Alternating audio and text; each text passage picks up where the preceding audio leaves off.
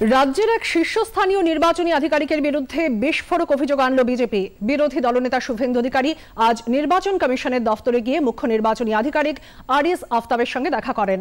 পরে সাংবাদিকদের তিনি বলেন, নির্বাচন দফতরের ওই আধিকারিক সব তথ্য তৃণমূল কংগ্রেসের কাছে পাচার করছেন বলে তার কাছে খবর রয়েছে। 5 বছরের বেশি সময় ধরে একই পদে থাকা আধিকারিকদের বদলির দাবি জানান তিনি।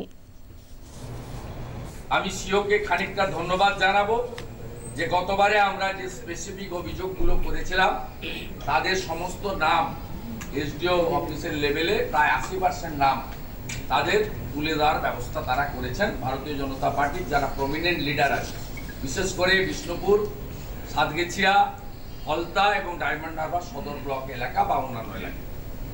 আমরা আরো দুটো জিনিস অভিযোগ করেছি।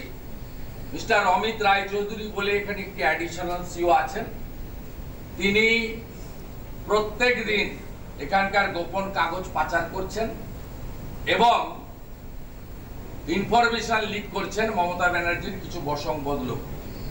11 বছর ধরে আছেন।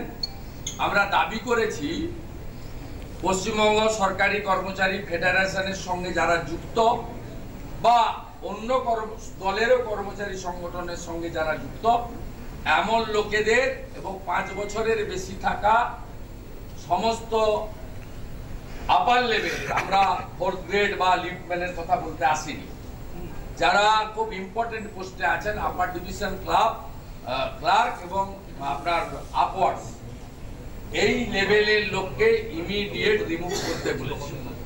আর একটা পয়েন্ট আমরা বলেছি যে খুব বাছাই করা দুজনকে অ্যাডিশনাল সিও করা হয়েছে।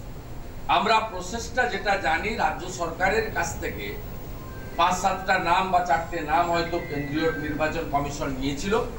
তার থেকে একটা tainted IS officer Binod Kumar, যিনি দেবাঞ্জনের ভুয়া ভ্যাকসিন কাণ্ডে অভিযুক্ত, এই রকম অফিসারকে এখানে অ্যাডিশনাল সিও করা হয়েছে।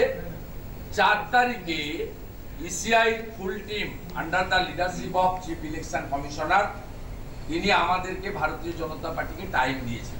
আমাদের রাজ্য সভাপতি এবং কেন্দ্রীয় নেতৃত্বের অনুমোদিত যে টিম যাবে, সেই টিম এদের বিরুদ্ধে নির্দিষ্ট অভিযোগ করবে এবং ইলেকশন কমিশনকে আমরা বলবো কম্পালসারি ওয়েটিং বা মমতা ব্যানার্জি গুরুত্বপূর্ণ কাজে গত 5 বছরে যে সমস্ত সচিবদের লাগাননি তার মধ্যে বেছে নিয়ে election commission direct additional CEO দুজনকে অ্যাপয়েন্ট করুক, এই দাবি আমরা করি।